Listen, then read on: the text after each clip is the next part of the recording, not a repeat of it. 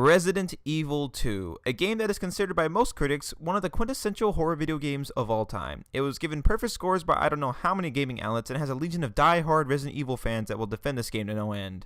Not to mention, it's even getting a remake for the next generation of consoles that was built using the Resident Evil 7 engine.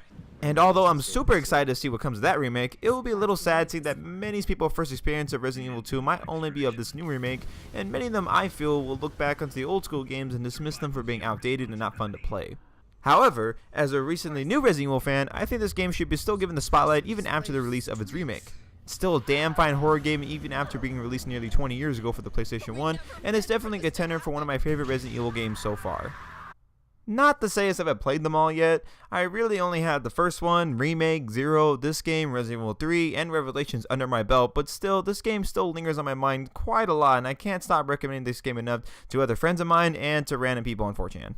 Anyways, without a further ado, this is my Resident Evil 2 review. Resident Evil 2.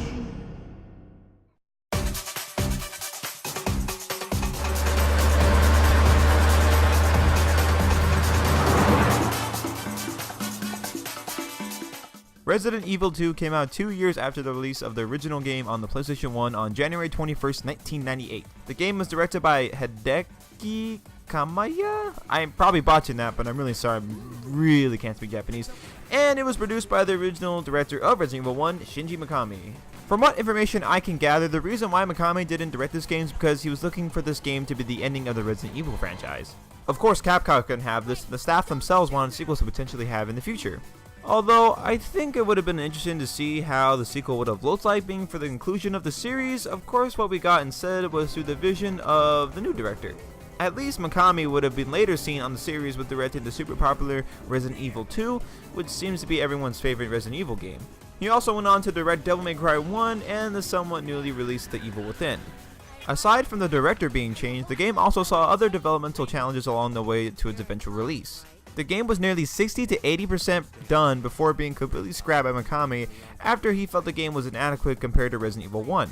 So they started from the ground up and out came what we know today. Resident Evil 1.5, as the fans labeled the game, is the unfinished game that is actually playable to everyone as it was leaked onto the internet years ago. From what I can see, it is a lot different from what we got and even replaced Claire Redfield with a college biker named Elza Walker. It is quite interesting to see how this different version of Resident Evil 2 is, so if you are curious about it, you can just go definitely check it out wherever you can find it on the internet. The game also has 7 different versions out there that all have slightly different variations to them. For instance, the version I am playing, which is the original Resident Evil 2 for the PlayStation 1, doesn't contain as much content as some of the other versions. Something called Extreme Battle Mode was introduced in the PlayStation 1 DualShock version and was carried to almost all other ports of Resident Evil 2. In this mode, I quote, players have the ability to choose 4 different characters, Leon, Claire, Ada, or Chris Redfield, to fight several enemies in different levels with a certain amount of time. And of course, the DualShock version, you get to use the analog sticks instead of the D-pad. As for me, I'd rather use the old school way of playing more than anything, as those controls with the DualShock controllers always felt weird and clunky and definitely an afterthought for the developers. So, if you do plan on buying Resident Evil 2, make sure you do some research into what version you want, as some contain more stuff than others, and some even have better graphics. Although, you never have to worry about major differences to the story or gameplay for that matter from whichever version you buy. The story and the solid gameplay stay intact through whatever version you're playing on. Which is good, as I think one of the major strengths of the original Resident Evil trilogy were the stories these games had. On one hand, I can understand why people could harp on them for being really cheesy and having nothing but one-liners, but I still enjoy what's there, and it keeps my interest through every playthrough. Freeze! Who are you? What are you doing here? Hold your fire! I'm a human! The 2 protagonists, Leon and Claire, are very likable, and all the other side characters you come across are pretty engaging as they help you through your journey. And yeah, that is the same Leon Kennedy from Resident Evil 4. He originally had brown hair for some reason. I also like how there's plenty of callbacks to the original game while still retaining complete originality throughout, and even sets up quite a lot of events that are explored in future releases. All the locales of the police station are very creepy and memorable, and for being a PlayStation 1 game, this game still looks incredible. Well, the environments look really spectacular. The actual character models are still a little jarring to look at, and at times funny since they are sometimes remind me of Roblox characters. It's still scary throughout the entire adventure, however. Stuff like the snake encounter with Leon, or the introduction of Liquor and seeing that eerie cutscene at the beginning of the game, it's all really good stuff, and will keep you on the edge of your seat throughout the entire adventure.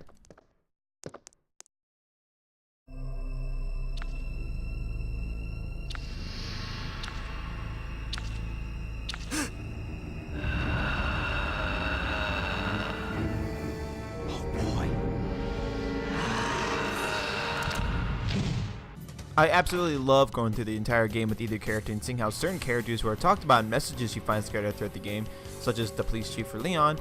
In Claire's campaign, you can actually get to meet the chief and see the story unfold even more so, which makes the replayability very high for the game just to see the story come into full fruition. What's interesting about this game compared to others in the series is that the game also has 2 scenarios for each character, which makes 4 different scenarios to play and makes the game about 20 hours long, as each one's only 5 hours long. Although, I do think playing the game 4 times in a row just to see every single aspect of the story can drag on after a while, but I don't know, if you enjoyed playing it the first time, I'm assuming you're probably going to like playing it the second time, or the third time, or maybe even the 4th time like myself. I will say though that little does change after the 3rd or 4th time playing it though. Only really like a few noticeable moments are scattered throughout. However, playing Leon's campaign and then jumping right into Claire's campaign will make you see a huge difference after exiting the police station, especially when encountering Mr. X for Claire. This tyrant is consistently on the hunt to kill Claire, and you even get to fight it as an additional boss fight towards the end of the game.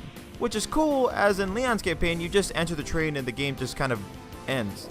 I certainly think if you enjoy playing Leon's AA campaign, that replaying it multiple times shouldn't be such a big deal, especially if you start unlocking the rocket launcher and infinite ammo for your weapons. You lose, big guy.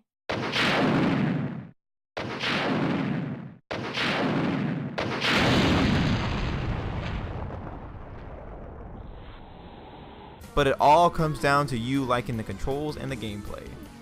As you can see on the screen, the game is nothing like the modern day Resident Evil games. Instead of a third person or first person perspective that many people might be accustomed to, for this game we instead get a fixed camera angles perspective with some tank controls to boot. You can still go in pretty much any direction you want, it's just that it'll be a little slow to do so. In order to make a hard right, for instance, you will need to stop for a second going forward, then turn your character to the right, then move forward with what you're doing. If you're running to the right, unless it's a huge open room, you'll just hit the wall and slowly make it to where you want to be. It can be pretty hard at first, especially since the entire beginning of the game you're just constantly running and evading zombies throughout the Raccoon City streets. But it takes no time at all before you're fighting your first boss and dodging zombies left and right. And this is coming from someone who played the remake of the original and Zero first, then finally coming over to this game, as those games actually had really nice controls and it was very smooth and fluid throughout, and also you can use the analog sticks. On that note, fighting zombies is really fun with all the different kind of weaponry Claire and Leon get. I absolutely love firing Leon's upgraded shotgun at zombies, and using the machine gun the 2 characters get towards the end of the game is also a blast to play with. If you notice as well through the gameplay in the background, the way shooting works in this game is that you aim in the general direction of the enemy and fire your weapon as it's an auto-lock mechanic. It usually always hits the target spot on without any issues unless it's the grenade launcher, as it curves from firing it far away. Oh, and when an enemy goes down and starts to come back up, try not to shoot it during this time, as it has invincibility frames the entire way up until it's fully upright walking towards you, or in this case for the dogs, growling at you. It can be pretty annoying at times, as you'll be shooting dogs for what feels like an eternity as you have to wait for them to get up. There is also a debate between the community as to which character gets the better weapon. Leon seems to be the person most people would say has the better arsenal, as he gets the shotgun, which can be upgraded alongside the pistol, and contains the magnet pistol that one-shots enemies and decimates bosses. However, I think Claire has a better arsenal, as she is given the grenade launcher. The splash damage on the grenade launcher takes out multiple enemies at once, you get a lot of ammo that has a lot of different elements attached to it, and it also stun logs most bosses in the game and makes some total jokes throughout the game. Which isn't to say that it's hard to kill bosses with Leon because he doesn't have the grenade launcher. Actually, killing bosses in general is probably the only thing I have to gripe about within the original Resident Evil games, is that you're just standing still and unloading onto the boss until it dies. There's no strategy to it other than mashing the X button as fast as possible. And I've only come into one encounter where the camera fucked me over, and it was with the dogs in the basement of the police station. I really couldn't tell where they were, and if you peek out just enough for them to see you, you instantly get hit and there's no time to react because you can't see the damn things coming at you from each side. Oh, and another thing I guess I can gripe about within the game is the puzzles. They aren't very hard at all by any means. Actually, they're significantly easier this time around compared to the original. But they also don't make much sense to me from a building structure design. In the original Resident Evil game, the puzzles made sense as you were exploring the secret organization lab that was hidden as a mansion. So it made more sense to find these intricate puzzles scattered throughout in order to find the secret shit in the labs. But for this building, it doesn't make all that much sense since you're in a public government building that somehow contains torture chambers and secret passages throughout. It just never made much sense to me.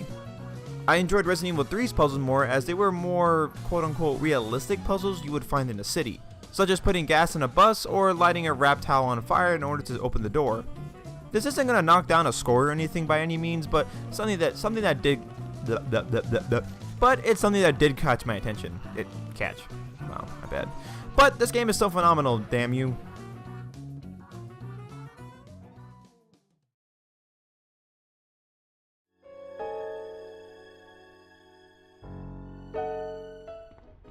I think one of the best things that all three games have in common is that the sense of desperation that the player has.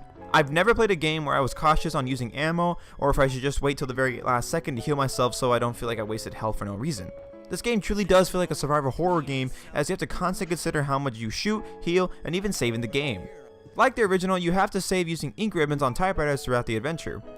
Although, as long as you're not saving every 5 minutes, this shouldn't really be a problem. However, I think first time players are definitely going to be careful when using it too fast, as I was playing my first time around. Resident Evil 2 is still a damn fine horror game from a damn fine video game publisher. I can't praise this excellent game enough. From the story, the characters, the gameplay, and almost everything about it just screams classic, and I can't wait to see how the remake is going to make an already great game even greater. If you are a bit hesitant on buying this game because of how old it is and how it handles, I assure to you this isn't as bad as some people make it out to be. The puzzles are very simple to solve this time around compared to Resident Evil 1, there's plenty of post-game content to keep your interest, and again, it's super fun to play and one of the best PlayStation 1 games to experience. I can't recommend you to play this at least once in your life, and you don't even have to play the original to not understand what's going on. Or, to understand what's going on, I mean. So, I'm still working on a grading skill and seeing what I want to consider when grading, but until then, I think I'm feeling a strong 9 out of 10. I think this is a must-play experience and one that you won't forget anytime soon. Especially with the next game in the lineup, Resident Evil 3 Nemesis. Oh boy, what a game that is. I can't wait to show you my thoughts on the game, but until then, I hope you ladies and gentlemen have a good night and take care. We still have a job to do. Let's go. Go? Oh, you can't mean. Chris, I have to find you.